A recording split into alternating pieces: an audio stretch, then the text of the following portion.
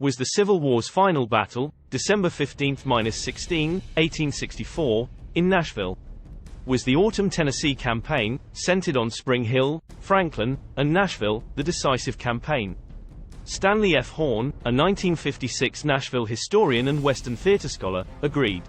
Sir Edward Creasy's 15 Decisive Battles of the World inspired his book, The Decisive Battle of Nashville. Horn argued contrafactually that if the Confederates had won at Nashville, the whole aspect of the military situation would have changed. Since then, other historians have provided more detail on the operations of November to December 1864, understandably avoiding the decisiveness label but tacitly underscoring what America's preeminent military historian Russell F. Wegerle reaffirmed in A Great Civil War 4 years ago, who stated that the battle wasn't recognized. Nashville concludes the story. Most stories downplay its significance compared to wasted opportunities at Spring Hill on November 29, 1864, and Franklin's insanity the following day. Because it's been portrayed as the lost cause's greatest tragedy. In this disastrous campaign, Lieutenant General John B. Hood, commander of the Army of Tennessee, shattered the second most significant Confederate army. The petulant, pain-racked cripple who ordered the Franklin massacre contrasts with the courageous victims. Franklin was allowed to hide the cumulative event 2 weeks later. Other themes about the end of the war in the Upper South are new or unexplored. While the Confederate side had the operational initiative and it was theirs to lose, the stark fact of their decisive, almost annihilative defeat at Nashville explains why survivors, veterans, and the modern South refused to honor Nashville and the Tennessee campaign as worthy of commemoration and preservation. Ironically, the federal government did better by this cause, 70 miles northwest of Nashville, when it restored Fort Donelson National Military Park, site of the first Confederate westward tragedy. However, it failed to properly memorialize Spring Hill, Franklin, and the Battle of Nashville for research, interpretation, and, most importantly, remembrance. After Atlanta fell in September 1864, Confederate strategic goals became more complicated.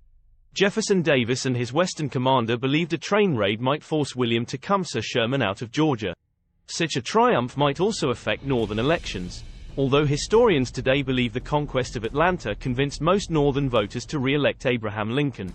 Hood and his recovering force raided the railroad, but Sherman bit but did not chew, and Confederate emphasis soon moved to the great dream of marching north, redeeming Tennessee, and establishing a presence in Kentucky. That might also discourage Sherman's thugs from causing trouble in Georgia.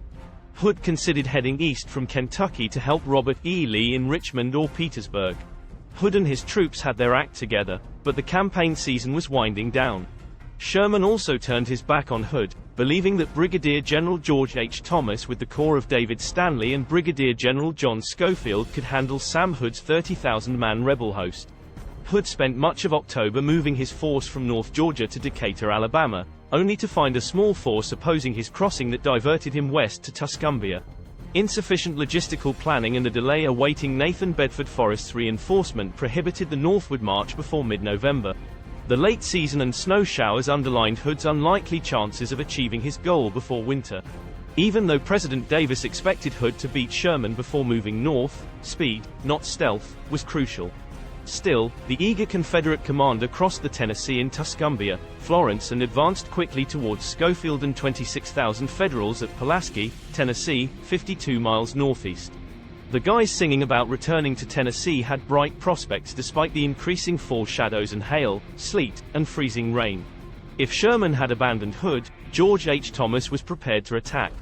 Thomas carefully increased Nashville's line of protecting forts while awaiting reinforcement, but when the Confederates marched north, the Union commander grudgingly ordered Schofield to pull back to impede Hood's advance.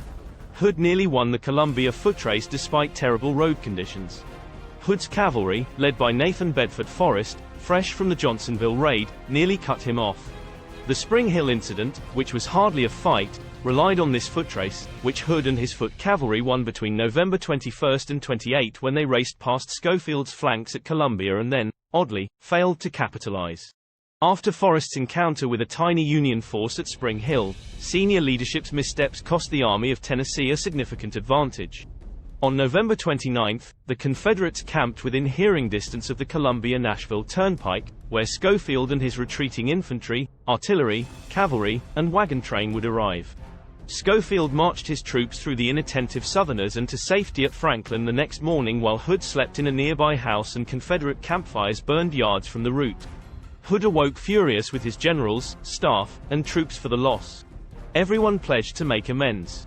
Such views contributed to the rush to crush Schofield and Franklin's demise. Nobody has explained Spring Hill's oddities. However, Schofield was rescued, Hood was furious, and his army was mortified, making a big frontal assault against a well-positioned enemy difficult. Major General John M. Schofield, Library of Congress. Hood found that at Franklin, Schofield had time to prepare a position centered on the now famous Carter Mansion and Cotton Gin south of the settlement. At least a dozen courageous but misguided attacks allowed the Confederates to overrun the Federal stronghold. However, concentrated firepower killed at least 5,000 brave Confederates and half that number of Federals, including 12 general officers and 55 regimental leaders. Hood's desperate quest to reclaim dignity decimated his army. His rage and the Army's shame over Spring Hill destroyed the Western Confederacy's blossom at Franklin. Irish expatriate Patrick Cleburne, one of the best generals in either army, died before the Union breastworks. Worse yet, Schofield crossed the Harpeth River that night and retired to Nashville. Campaigning ended. Hood denied it. He couldn't. What should he do? Sherman was Southern and determined to make Georgia howl. Franklin was uninviting. The Federals at Nashville may wait until spring to resume fighting or receive reinforcements from across the Mississippi. Hood had an option. He sent Forrest, not the main force, to attack the entrenched Federal logistics hub at Murfreesboro and stop the Nashville to Chattanooga railroad route. Historians say he had no choice. It could have been wiser to transfer the weakened Army of Tennessee as a whole to take the position and winter comfortably. A replay of the previous year when General Braxton Bragg nearly defeated Major General William Rosecrans at Stones River. After the war, General-in-Chief Ulysses S. Grant said he had never felt more worried. Andrew Johnson, Tennessee's military governor and Lincoln's second-term vice president, worried about the threat. However, Hood saw the city as a key military outpost that could resupply his freezing, famished, ill-clad troops from overstocked Yankee storehouses. Nashville, like Washington, D.C., was a noisy wartime mecca populated with a garrison, itinerant soldiers, partially refractory residents, and vice merchants by late 1864. Guerrillas and Tennesseans who refused to flee the Union remained in outlying neighborhoods. All eyes were on Thomas, the Rock of Chickamauga, who was deeply mistrusted by both sides as a loyal Virginian yet one of the Union's best combatants. He was sluggish, systematic, and hammer-like. Pat Thomas, as his troops knew him, wanted to raise a force to finish what Schofield started at Franklin.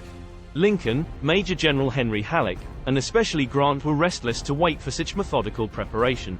Some historians believe Thomas was not part of Grant's inner circle, all of whom were veterans of the Mississippi Valley fight rather than the center of the South from the Cumberland to the Tennessee, and hence a target for replacement. Schofield allegedly plotted to replace Thomas, and Grant had John Logan, a war Democrat politician in uniform but a combatant, on his way to relieve Thomas. The weather saved Thomas's and the Union's chestnuts. Thomas struck harder. Another corps under A.J. Smith from the Mississippi Valley, new recruits from the north, and approximately 5,000 troops from other garrisons in Tennessee arrived. Defeated Army South in terrible weather. By the Duck River crossings on December 18, Forrest's cavalry and Lieutenant General Stephen D. Lee's infantry had covered the barefoot, ragged survivors, ending the hardest portion of the suffering.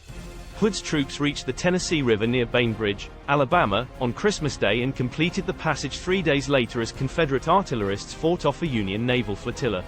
Hood's 18,742 Tennessee survivors camped at Tupelo, Mississippi, 2 weeks later.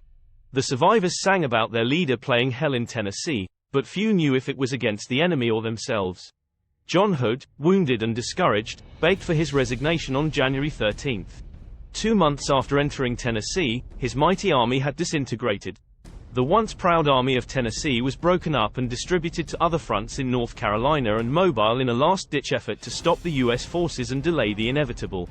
Nashville cost Hood so dearly in killed and wounded, approximately 1,500 to Thomas's 2,562.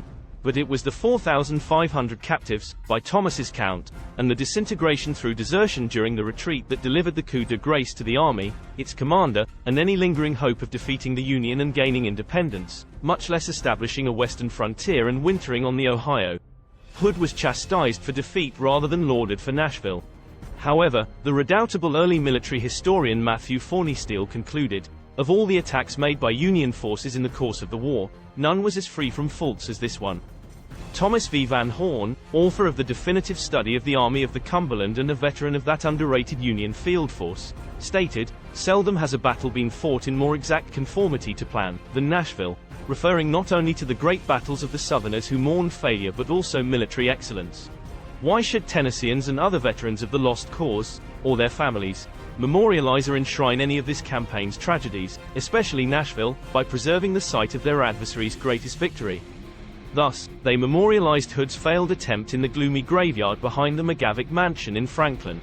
The lack of excitement by their northern counterparts, even ironically, Tennessee Unionists and their descendants, or the U.S. government to better memorialize the sacred land of Thomas's most remarkable contribution to Union preservation is less understood.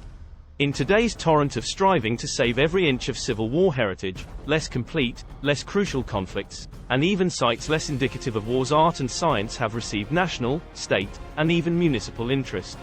After all, Thomas and his masterfully planned and meticulously executed decisive Battle of Nashville inspired campaign historian Thomas R. Hayes' stunning recessional words, "The once powerful Army of Tennessee was all but a mere memory." The Confederacy's sun, frozen in its ascendancy on the icy slopes before Fort Donelson 2 years earlier, finally eclipsed dramatically on the snowy hillsides outside Nashville. Perhaps Union battle management was more decisive than Confederate bungling. Thank you for watching. We hope you learned a lot about the forgotten Nashville battle. Don't forget to subscribe if you're interested in learning more about the true side of history. See you soon on another video.